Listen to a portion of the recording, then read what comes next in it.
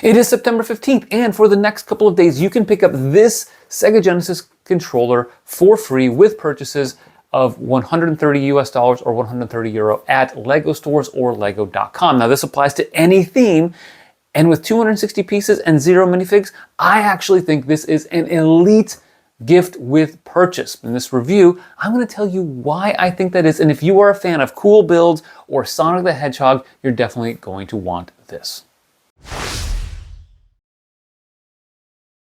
The box is the classic 18 plus black background variety with a blue bottom border. You have the Sonic the Hedgehog logo on the bottom right with the set name in the top right. The back shows off the back side of the controller, the dimensions, and how you can replace the US-based Genesis name with the Mega Drive control pad name found in Great Britain and Japan. Inside are 2 numbered bags, the instructions, and this sticker sheet on which you can see the options for which branding you want to use. The instructions are the usual gray-white background and are very clear to follow. The build was so much fun. It helps that you're trying to build not only the curvy controller that you see here, but Lego's also trying to put in the Green Hill Zone scene in the back. I think that added quite a bit complexity to the build. You start by putting together what I call the core, which consists of various snot pieces and these 1x5x2 raised arches in black, which are pretty rare. Importantly, you also lay the base of the Green Hill Zone here. There is also this really fun technique where you place this dark azure 1x2 inverted slope on top of a 1x3 inverted arch in medium nougat. This is such a nice touch so that you get the clear blue sky and the loop-to-loop in the scene. More dark azure pieces are used to build the sky, and the checkered appearance of the Green Hill Zone is accomplished with reddish brown and medium nougat pieces, which is a little bit different from the Green Hill Zone Sonic the Hedgehog set that came out a couple of years ago that used dark orange. Of course, Green Hill Zone is not the focal point of the set because it's a controller, so you have to have additional snot bricks placed so you can build the other side of the set. That includes its curved sides, which use black 4x1 by 1 2/3 curved slopes, which have appeared 6 times before in this color.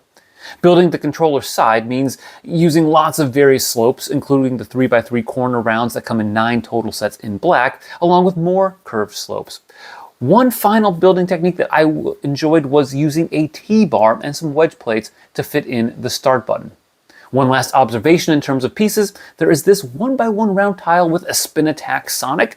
I couldn't find any trace of that piece existing using the part number in the instruction manual, and I don't have any other of the Sonic the Hedgehog themed sets other than the 18 plus Green Hill Zone, so I might have missed something in looking for this piece. I have to say this build was far superior to other gifts with purchase that we've built in the last couple of months, including Jack Sparrow's compass, the lemon truck for the Italian Riviera, and the room of requirement. I think those were okay for the build, but this one was significantly better.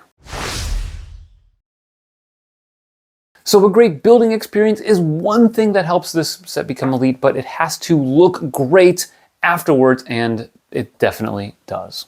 There is the D button, the start button, the ABC buttons, and they're all aligned correctly and spaced out accordingly. The Genesis branding is spot on, which you should expect for a sticker, and the curves feel natural in my hand.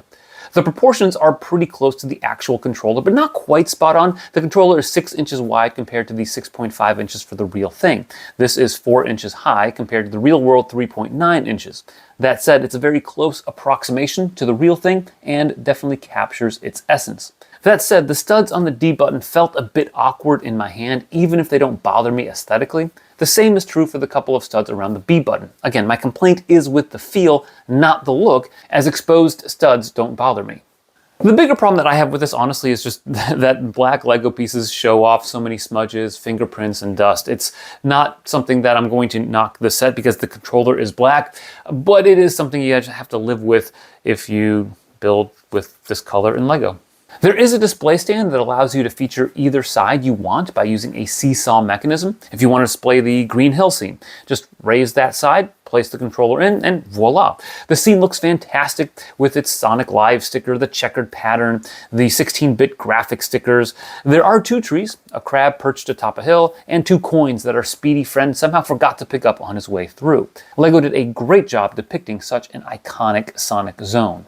Sure, this isn't all that big, but it still looks really good on display. You could put it on an end table, maybe an office desk.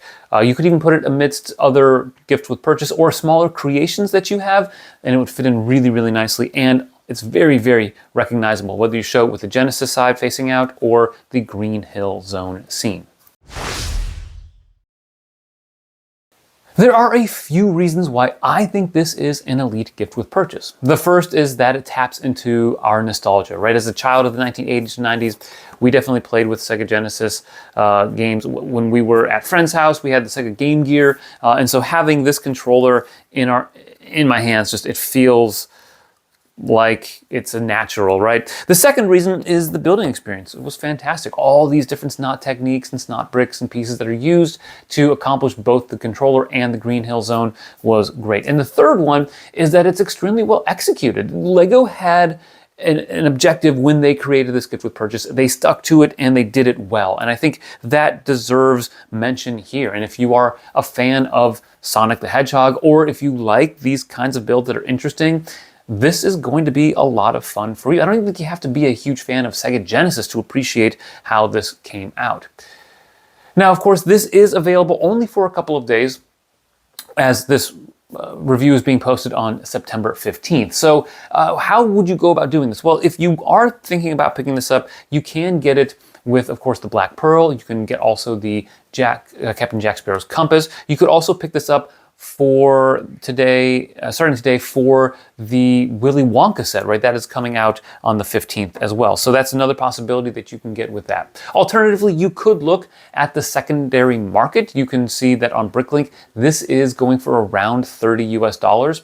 If you look at eBay, it's going for a little bit more than that. So you might want to wait a couple of weeks for that price equilibrium to balance out, maybe around 25 to 30 bucks. Ideally closer to 20, but I think this one will probably stay above that threshold just because of the demand for it, certainly at this point in time. It is notable that there are quite a few of these that have already sold on the secondary market, which suggests that there are going to be quite a few out there in terms of supply. It is a $130 spend on any theme, and with a couple of high-profile releases like Arkham Asylum and Willy Wonka and the Black Pearl, I think there are going to be quite a few people that have these and maybe even extra copies of these to go around for other people to buy. So it's definitely worth looking into, and I think it makes for a nice little gift. So that is our review of the Sega Genesis Controller. I hope you enjoyed it. I hope it showed you something about this set and you were able to determine if you want to get it or not. Now, of course, one thing that's interesting about this is it might suggest, according to some fans, that we are getting a Sega Genesis as a large set in 2026. I don't know if I buy that, but if you think we are going to get one of those next year, put it in the comments down below. Thanks for watching, and always remember to keep building together.